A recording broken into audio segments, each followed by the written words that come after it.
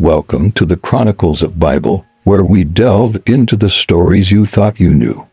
The family line of Jesus Christ, as recorded in the Gospels, is a stunning tapestry of history and prophecy.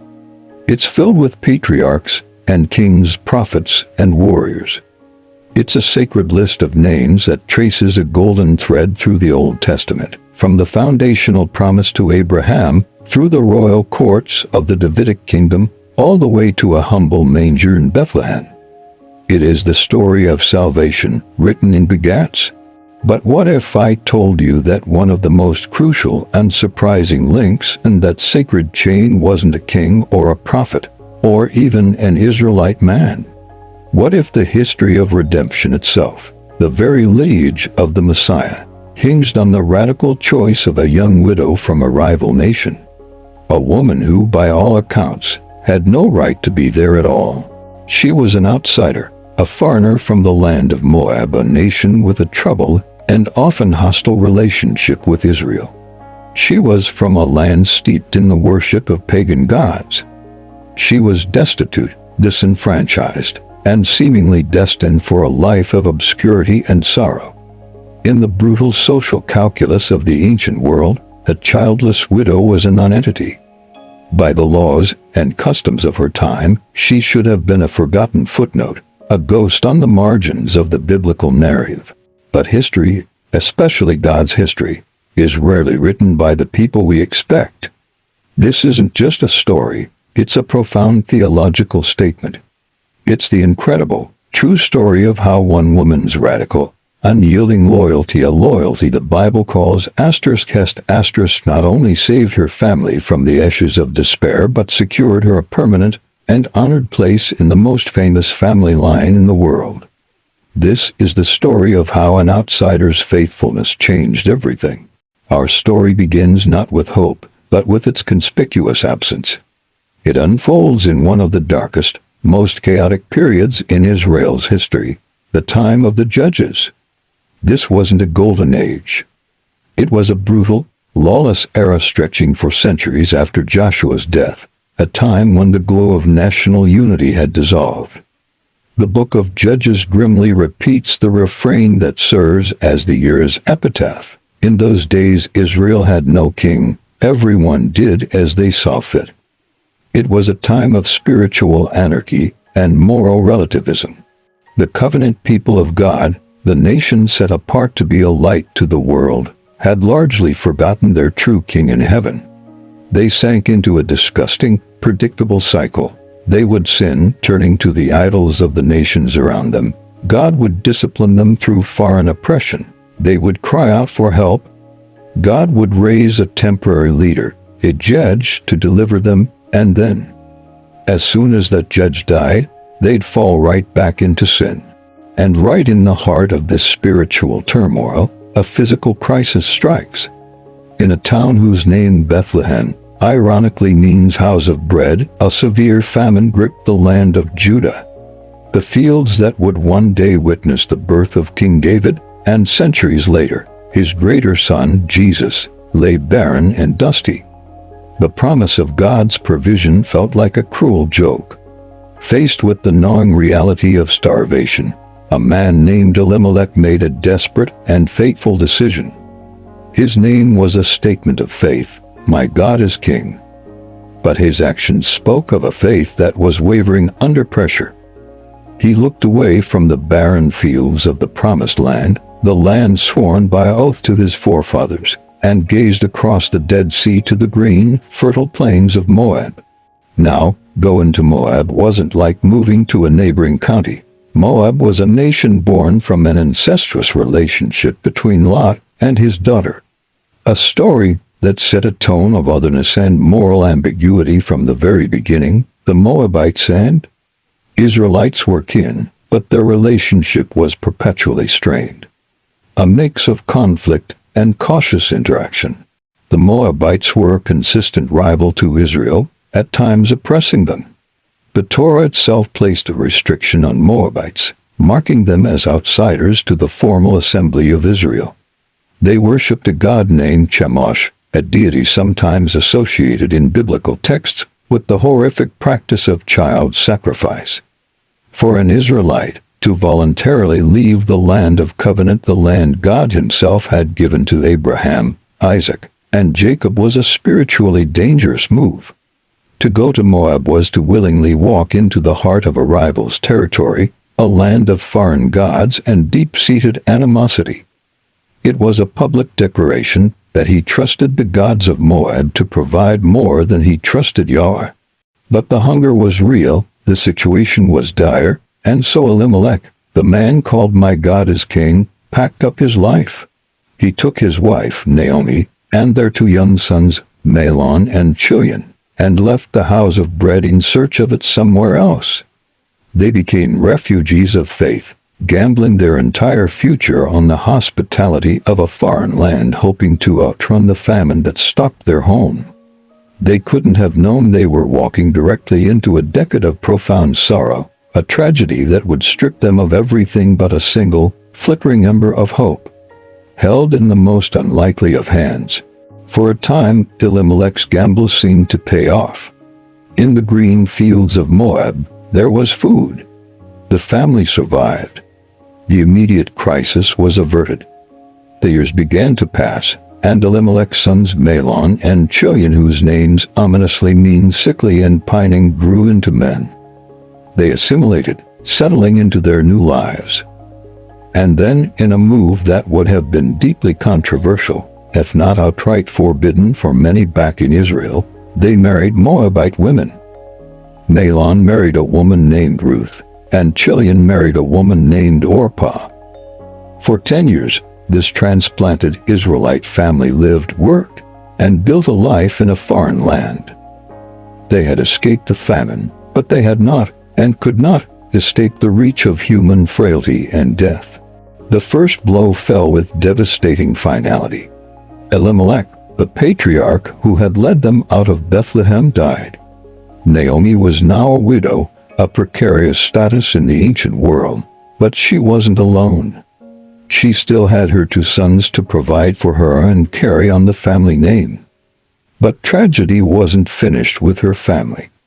The scripture tells us, in its typically stark and unadorned prose, that after about 10 years had passed, both Mahlon and Chilion also died. It is difficult for us, in our modern context, to fully comprehend the weight of this loss. In the ancient world, a woman's identity, her security, her social standing, and her entire future were inextricably linked to the men in her family, first her father, then her husband, then her sons. To be a widow was to be profoundly vulnerable, often cast into poverty and helplessness. To be childless widow was to be in an even more desperate position. And to be a childless widow in a foreign land was to be at the absolute bottom of the social hierarchy. Naomi was now stripped of her husband and both of her sons. She was left with nothing but her 2 foreign daughters-in-law, Orpah and Ruth, who were now young widows themselves, 3 women utterly alone, with no male protector, no provider, and no clear path forward. They were the very definition of marginalized, living on the edge of a society that had little to offer them and no obligation to care for them. The 10-year sojourn in Moab, which began as a flight from famine, had ended in a graveyard. The family that left Bethlehem full with a husband and 2 sons was now utterly empty. The names of Mahlon and Chilion were on the verge of being extinguished forever. It was in this fog of grief that word finally reached Naomi. News traveled along the ancient trade routes that the Lord had visited his people in Judah, that the famine was over, and there was bread once again in Bethlehem. The news must have been a painful, ironic reminder of the home she had left, the land of promise she had abandoned. A decision born of sheer desperation, and a sliver of homeward longing formed in her heart. She would return. She had no husband, no sons, no inheritance to claim. She would go back to her own people, though she had nothing to bring with her but her own emptiness and the story of her sorrow. Her life in Moab was over. It was a land filled with the graves of her hopes.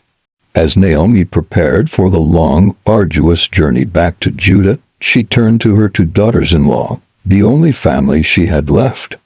But her words to them were not filled with hope or encouragement. They were soaked in a crushing, pragmatic realism. "Go back," she told them, "each of you to your mother's home. May the Lord show you kindness, as you have shown to the dead and to me." She kissed them, and in that moment, the dam of their collective grief broke. They all wept together, a tangled knot of shared loss, and a terrifyingly uncertain future. Orpah and Ruth, bound by affection and duty, initially refused. "We will go with you to your people," they declared. But Naomi pressed them, her voice laced with the bitterness that had taken deep root in her soul. "Return home, my daughters. Why would you come with me? Am I going to have any more sons who could become your husbands? Return home. I am too old to have another husband. And even if I could, and I gave birth to sons, would you wait until they were grown? Would you remain unmarried for them? No, my daughters.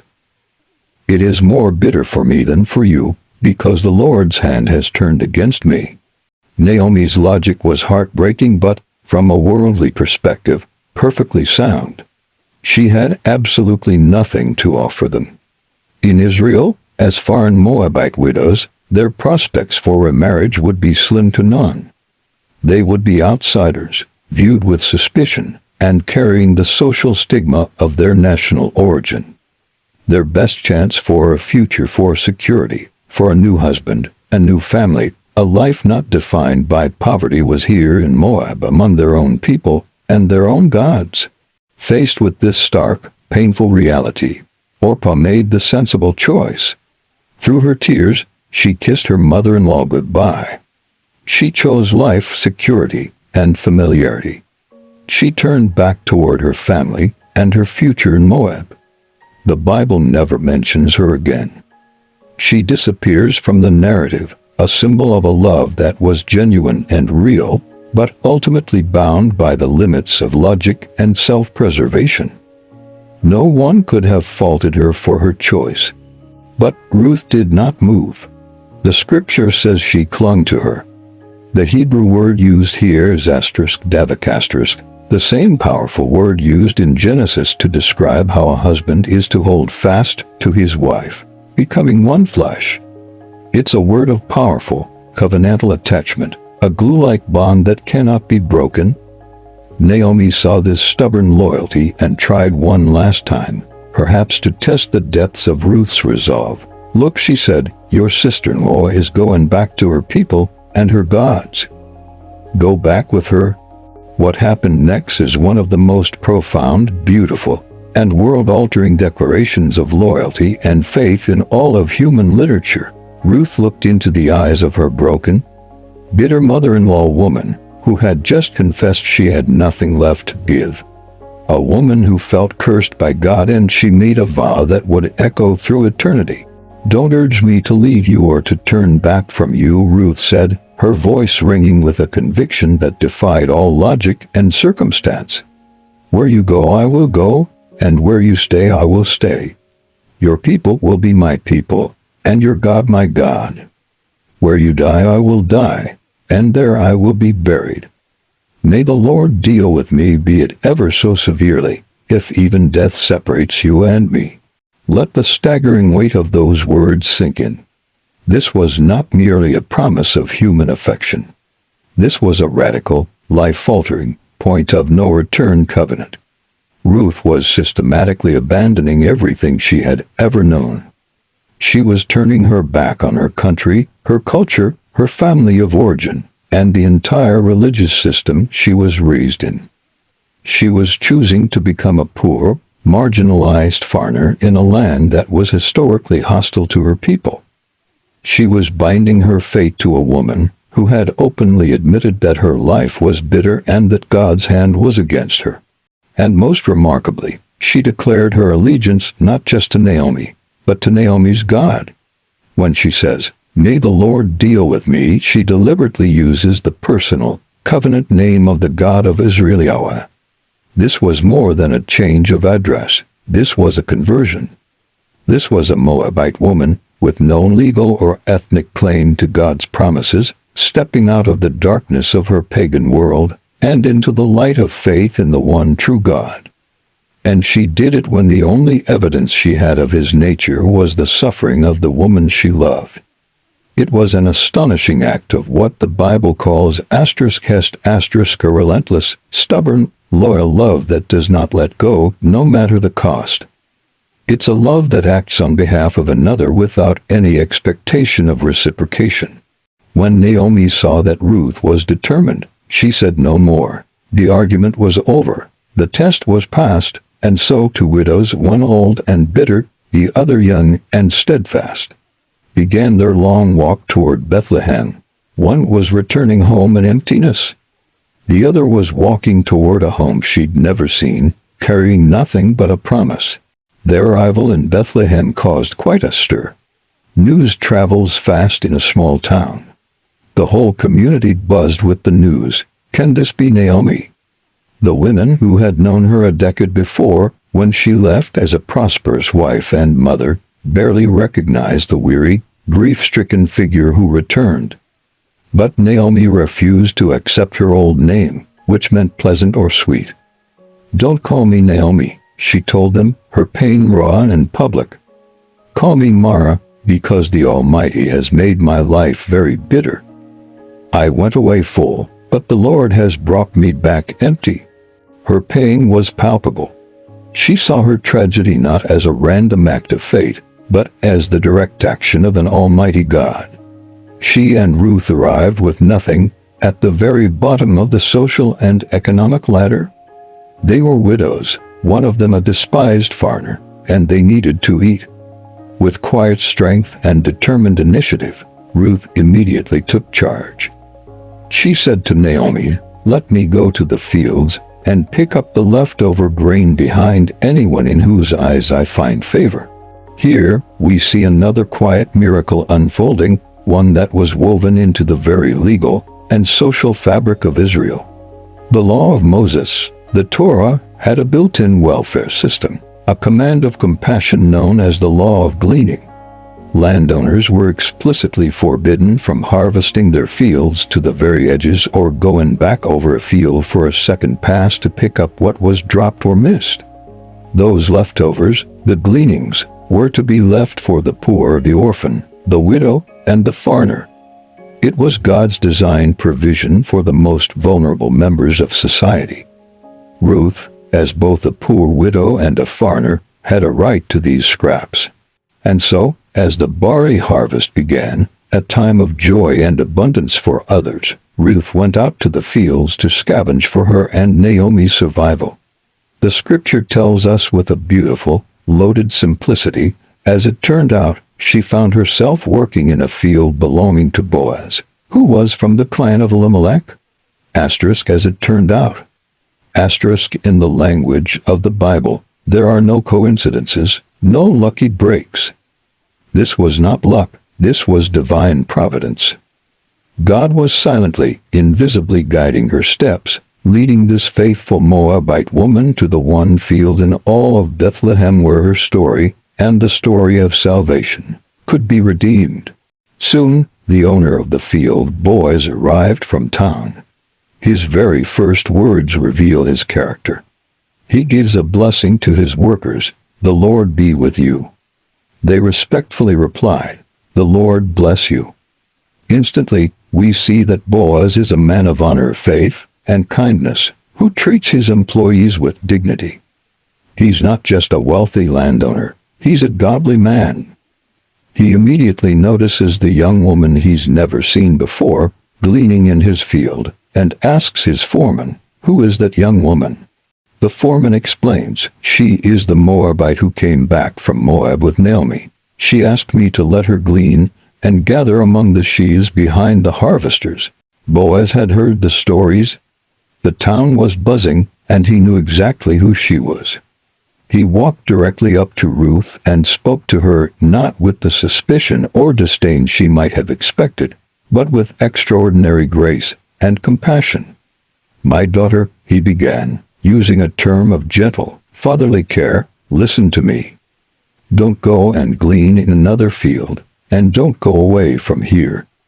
Stay here with my women. Watch the field where the men are harvesting, and follow along after the women. I have told the men not to lay a hand on you." This was an incredible, unsolicited offer of protection. A lone woman, especially a foreigner, would have been at extreme risk of harassment or assault, but Boaz placed her under his personal, protective care. But he went even further. "And whenever you are thirsty," he continued, "go and get a drink from the water jars the men have filled." He was inviting this foreign scavenger to share in the provisions set aside for his own paid workers, treating her like an honored member of his team. Ruth was completely overwhelmed by this unexpected kindness. She bowed low to the ground, a gesture of deep humility and respect, and asked him the question that must have been burning in her heart. "Why have I found such favor in your eyes that you notice me a foreigner?" Boaz's reply is one of the most beautiful in all of Scripture. It shows the depth of his character and reveals that her reputation for loyalty had preceded her. "I've been told all about what you have done for your mother-in-law since the death of your husband," he said.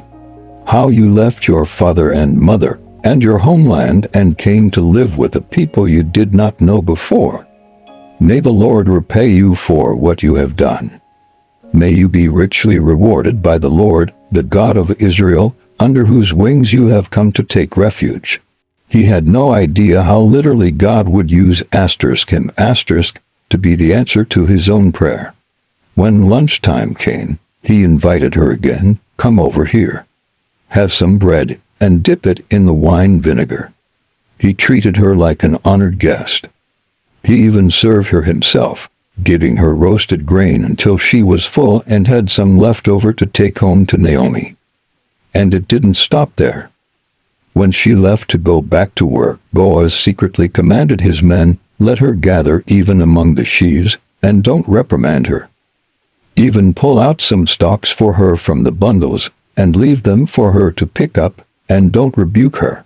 Boaz went far, far beyond the requirements of the law of gleaning. He showed her active, protective, and extravagantly generous kindness. He showed her ***. That evening, Ruth returned to Naomi with an enormous amount of barley and ephah, which could have been up to 30 or 50 pounds of grain, far more than anyone could possibly expect from a single day of gleaning. Naomi was absolutely stunned. "Where did you glean today?" she asked in amazement. "Where did you work?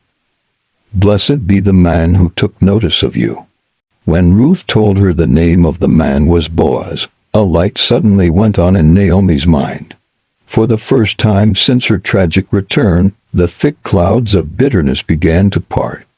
A flicker of hope, long since extinguished, was rekindled in her heart. "The Lord bless him," Naomi exclaimed.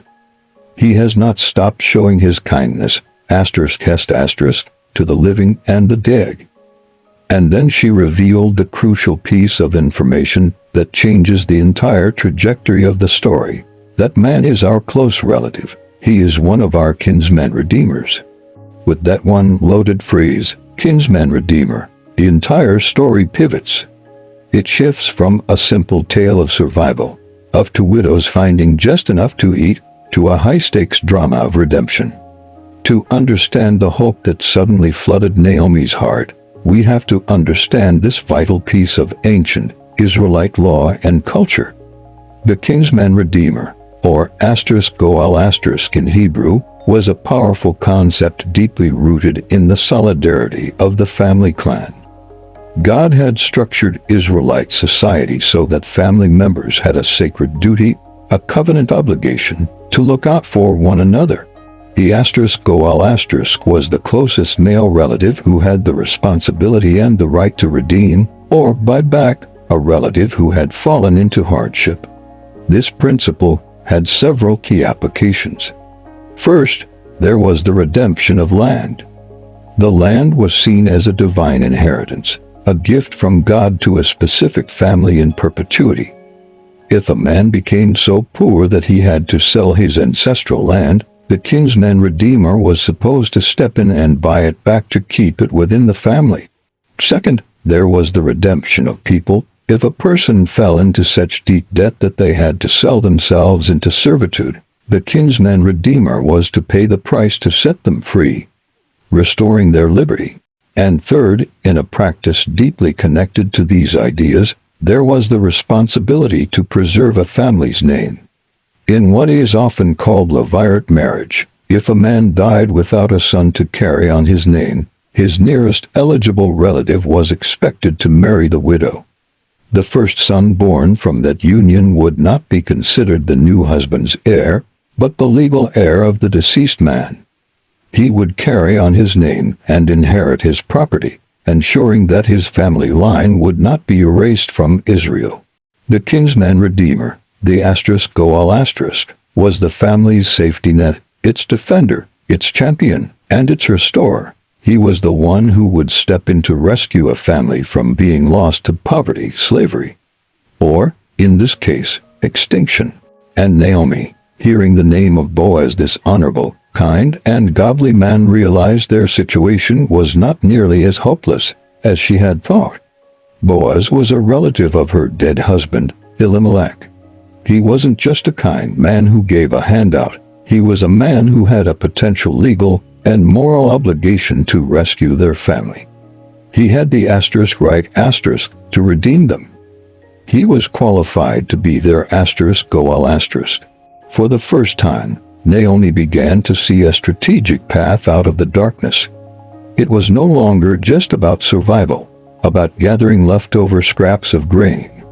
Now, there was a possibility of total restoration of family, of future, of legacy. The hand of God, which she had so bitterly believed was turned against her, she now saw might have been working for her all along, masterfully weaving together Ruth's radical loyalty and Boaz's unimpeachable integrity into a beautiful tapestry of hope.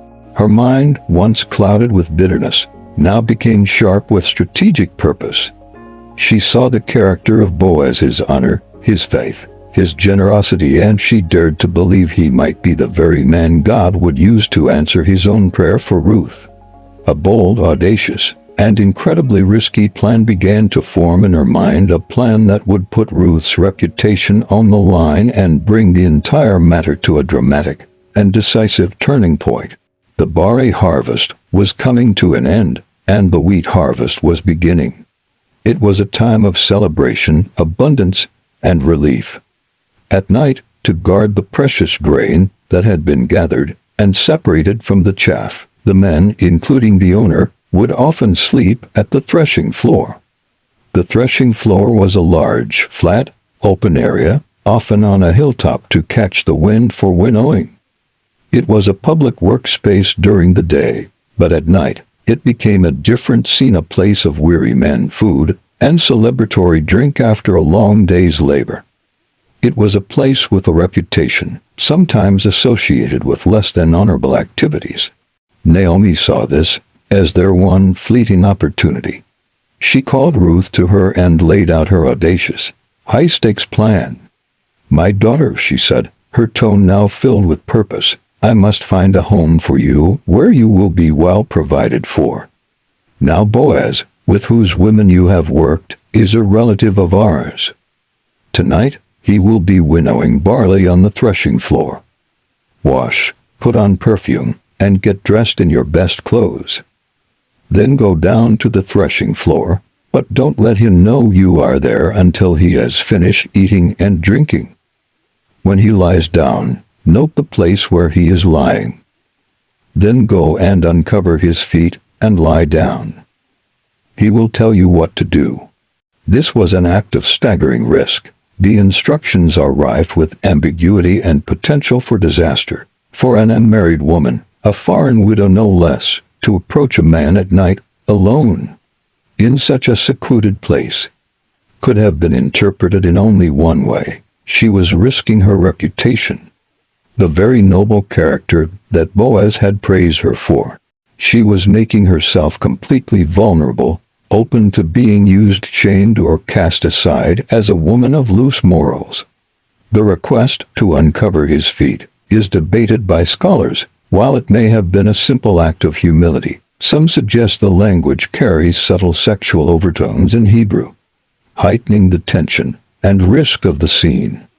But Ruth's response was simple and profound, a testament to her trust in Naomi's wisdom and Boaz's character. "I will do everything you say." That night, under the cover of darkness, Ruth made her way to the threshing floor. She watched as Boaz ate and drank, his heart cheerful after a successful harvest. She marked the spot where he lay down to sleep at the edge of the grain pile. Quietly, her own heart surely pounding in her chest, she approached, gently uncovered the place at his feet, and lay down. In the middle of the night, something startled the man. He woke with a jolt and was shocked to find a woman lying at his feet. "Who are you?" he asked into the darkness. Ruth's voice was steady. "I am your servant, Ruth," she said. And then she spoke the words Naomi had prepared for her, a bold and beautiful request laden with deep cultural and legal meaning. "Spread the corner of your garment over me, since you are a kinsman-redeemer." This was not a seductive proposition. This was a profound legal and personal appeal. To ask a man to spread his garment, his wing, over a woman was a powerful symbol of protection, and, in this specific context, a formal request for marriage. It's the very same imagery Boaz himself had used when he prayed that Ruth would find refuge under the wings of the Lord. She was essentially saying, "Be the answer to your own prayer. Be the wings of God for me." She wasn't just asking for a husband. She was formally, publicly, though in private, asking him to fulfill his duty as *go single quotes al*. She was asking him to redeem her, to restore the line of her deceased husband Mahlon, and to bring her under the protective wing of his name and his household. She was placing her future, and the future of Naomi's family, entirely in his hands. Boaz's reaction is a testament to his magnificent, godly character. He wasn't angry or suspicious. He didn't take advantage of the situation. He was deeply moved. "The Lord bless you, my daughter," he said, his voice full of warmth and admiration. "This kindness is greater than that which you showed first. You have not run after the younger men, whether rich or poor." He understood exactly what she was doing. He saw past the scandalous setting to the virtuous heart of her request. She wasn't seeking personal romance or a wealthy young husband for her own gain. She was showing ultimate loyalty to her deceased husband's family, seeking to preserve his name through the difficult and selfless custom of the kinsman-redeemer. Saw her act not as shameful, but as supremely virtuous. "And now, my daughter," he continued, "don't be afraid. I will do for you all you ask. All the people of my town know that you are a woman of noble character." Her reputation was not ruined. In his eyes, it was cemented, but there was a complication, a legal hurdle that his profound integrity would not allow him to ignore. "Although it is true that I am a kinsman-redeemer," he explained carefully, "there is a kinsman nearer than I. Stay here for the night, and in the morning, if he wants to do his duty as your kinsman-redeemer, good. Let him redeem you. But if he is not willing, as surely as the Lord lives, I will do it." This was his solemn oath, sealed with the name of God. He then acted to protect her honor, sending her away before daylight could expose her to gossip, and he didn't send her away empty-handed. He gave her a generous measure of barley to take back to Naomi, a tangible sign of his promise and care. Ruth went back to her mother-in-law and told her everything. Naomi listened, her heart now filled with a new kind of quiet confidence. She understood the character of the man they were dealing with. "Wait, my daughter," she advised, "until you find out how the matter turns out. For the man will not rest until the matter is settled today." She knew that Boaz was a man of his word, and that he would pursue justice with honor and immediacy. Boaz was true to his word. That very morning, he did not delay. He went straight to the place where all important public life happened, where justice was administered and public business was conducted, the town gate. In ancient Israel, the open area inside the city gate was the equivalent of a courthouse, a city hall, and a public square all rolled into one. It was here that elders gathered, contracts were signed, and legal disputes were settled in the open, before witnesses. Boaz was a man of integrity, and he was determined to do everything honorably, legally, and with complete transparency. He sat down and waited. And just as Ruth had happened to find his field, the providential hand of God was at work again. Boaz saw the other, nearer kinsman-redeemer passing by. "Come over here, my friend, and sit down," Boaz called to him, using a polite but deliberately anonymous term in the narrative.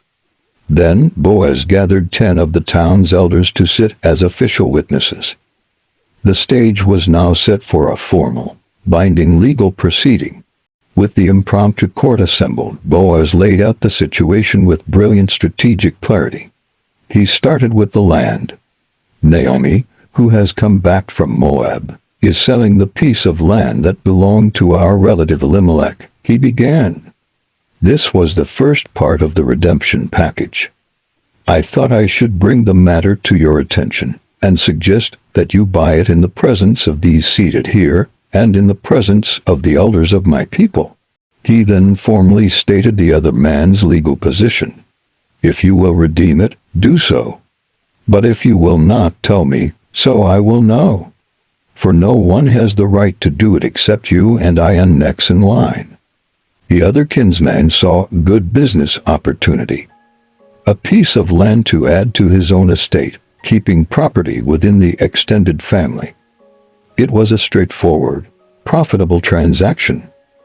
"I will redeem it," he declared confidently. This was the moment Boaz had been waiting for. He had established the man's willingness to buy the land in front of witnesses.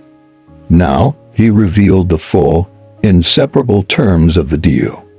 "On the day you buy the land from Naomi," Boaz said, his voice steady and clear, "you also acquire Ruth the Moabite, the dead man's widow, in order to maintain the name of the dead with his property." Suddenly, the deal was not so simple. It wasn't just about land anymore, it was about liability. It was about responsibility. It involved levirate marriage, the duty to take on a foreign wife and raise up a son who would not be considered his own legal heir, but the heir of Mahlon. This future son would inherit the very land he was about to purchase. The deal had gone from a net financial gain to a potential complication and a loss to his own estate. The kinsman-redeemer immediately balked. "Then I cannot redeem it for myself," he said, "or I will endanger my own estate. You redeem it yourself. I cannot do it." He saw only the risk to his own inheritance, the complication to his own family line. He was not willing to pay the full price of redemption. To make the transaction legally binding, they performed a custom of the time. The man took off his sandal and gave it to Boaz. This act symbolized a formal transfer of a right and a responsibility, in full view of the elders and all the people gathered at the gate. The nearer kinsman publicly relinquished his claim. Boaz stood up, holding the sandal as his proof of right. He turned to the elders and the crowd. "Today you are witnesses," he announced, his voice ringing with authority and joy, "that I have bought from Naomi all the property of Elimelech, Chilion, and Mahlon. I have also acquired Ruth the Moabite, Mahlon's widow, as my wife, in order to maintain the name of the dead with his property, so that his name will not disappear from among his family or from his hometown. Today you are witnesses." The response from the community was immediate and overwhelming. All the people and the elders at the gate replied with a powerful blessing. "We are witnesses. May the Lord make the woman who is coming into your home like Rachel and Leah, who together built up the house of Israel. May you have standing in Ephratah and be famous in Bethlehem. Through the offspring the Lord gives you by this young woman, may your family be like that of Perez, whom Tamar bore to Judah. With the blessing of the entire community, the legal path was cleared. The redemption was complete. The honor of Boaz and the virtue of Ruth had triumphed. The outsider was about to be brought fully into the fold, not as a guest or a servant, but as the beloved matriarch of a new family of family that God was about to place at the very center of his redemptive history. So Boaz took Ruth, and she became his wife. The union that began as a desperate, risky plea on a threshing floor was now sanctified by a law and celebrated by the entire community. And in the story's beautiful turning point, the Lord, who Naomi once believed had set his hand against her, now opened Ruth's womb. She conceived, and she gave birth to a son. The birth of this child was more than just a private family celebration. It was a profound moment of community-wide restoration. And in a stunning narrative shift, the focus of the story circles beautifully back to where the hope began to die, with Naomi. The women of Bethlehem gathered around her, but they were no longer looking at a figure of pity. They weren't there to console a grieving widow. They were there to rejoice with a joyful grandmother. "Praise be to the Lord," they exclaimed, their words a perfect summary of the story's themes. "Who this day has not left you without a kinsman-redeemer. May he become famous throughout Israel. He will renew your life and sustain you in your old age, for your daughter-in-law, who loves you and who is better to you than 7 sons, has given him birth." Their words are a powerful testament to the complete transformation that had occurred. They see and celebrate Ruth's incredible love for Naomi. They recognize this child not just as Ruth's son, but as Naomi's single quotes asterisk, her Redeemer, the one who would restore her family name and care for her in her old age. Bitterness of Mara was finally and completely washed away. The Bible gives us a tender, beautiful image. Naomi took the child, laid him in her lap, and became his nurse. Her empty arms were now full. Her desolate life was now overflowing with hope and legacy. The women of the neighborhood even gave him his name, declaring, "A son has been born to Naomi." They called him Obed, which means servant or worshiper.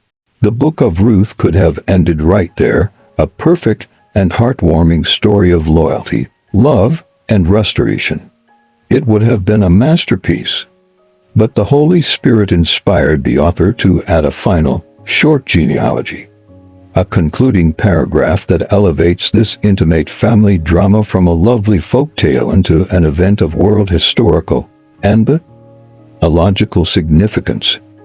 This is the account of the family line. Obed was the father of Jesse, and Jesse was the father of David. With that stunning, jaw-dropping reveal, everything clicks into place. This child, Obed, born to a foreign woman from a rival nation through an act of radical Hesed, and redeemed by an honorable man of faith, was the grandfather of Israel's greatest king. Ruth the Moabite, the outsider, the destitute widow with no claim and no future, was not only welcomed into Israel, she was drafted directly into the royal line. The thread of her faithfulness was woven permanently into the lineage that would lead from King David all the way to the King of Kings. The journey of Ruth is a masterclass in the economy of God. It is a story that begins in famine and ends in fullness. It travels from death and despair in Moab to new life and lasting legacy in Bethlehem. It transforms a woman who calls herself Mara, meaning bitter, back into Naomi, the pleasant one, her lap full with the future of the nation of Israel. But the theological significance of her story echoes far beyond its own pages. In the dark age of the Judges, a time defined by chaos and faithlessness, the quiet, steady loyalty of a foreign outsider becomes one of the most pivotal acts of faith in the entire Old Testament. God chose to work not through a mighty warrior or a famous prophet, but through the steadfast love of a foreign widow and the quiet integrity of a righteous farmer. It proves that God is constantly at work in the background of our lives, weaving what looks to us like coincidence, tragedy, and random chance into a beautiful, intricate tapestry of His sovereign providence. Her story is also a powerful and intentional foreshadowing of the gospel itself. Ruth, the ultimate outsider, a Gentile from a pagan land, is brought into the family of God and becomes a full participant in the covenant promise. And she is brought in not because of her birthright or her merit, but because of her faith. Her inclusion in the story of salvation is a massive signpost pointing toward the day when God's redemption would shatter the boundaries of Israel and flow out to all nations, to every person from every tribe and tongue who would, like Ruth, place their faith in the God of Israel. And in the character of Boaz, we see one of the Old Testament's most stunning pictures of Jesus Christ, our ultimate kinsman-redeemer. Like Ruth, we were outsiders, spiritual foreigners with no claim to God's family. We were destitute, enslaved to sin, and facing a future of eternal death. We had nothing to offer. But Jesus, our true our Redeemer, stepped in. He had the right to redeem us because, through His incarnation, He became our brother, taking on human flesh. He was willing to redeem us, even though it meant paying the greatest possible cost. And He paid the price, not with a sandal or silver, but with His own precious blood on the cross, buying us back from the slavery of sin and shame. He took us, the outcasts, and like Boaz did for Ruth, He declared us to be of noble character in His eyes, not because of our own merit, but because of His infinite grace. He has spread His garment of righteousness over us and made us His own bride. Centuries after Ruth and Boaz were laid to rest in the fields of Bethlehem, the Gospel writer Matthew would begin his account of the life of Jesus. As he listed the official genealogy of the Messiah, he included the great patriarchs, Abraham, Isaac, and Jacob. But in a stunning break with Jewish custom, he deliberately included the names of 4 Old Testament women, each with a scandalous or surprising story. And there, in Matthew chapter 1 verse 5, we read the names that seal the promise. Boaz, the father of Og, whose mother was Ruth. The outsider's name is there forever, etched into the sacred lineage of the Messiah. Her story is a timeless, powerful reminder that no one is too broken, too lost, or too far outside to be found redeemed and used by God. Your past does not define your future in God's kingdom. Your faithfulness today, the small, unseen acts of loyal love of Hesed that you show in the face of bitterness and loss, can become a part of God's grand and glorious plan for tomorrow. God is still in the business of turning stories of pain into epics of purpose, and He is still inviting outsiders in.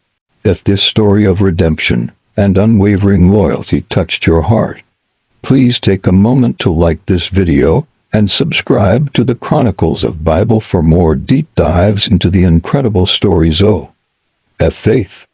And in the comments below, let us know you're here by typing redeemed to affirm that God can take any life, any story, and turn it into a masterpiece for His glory.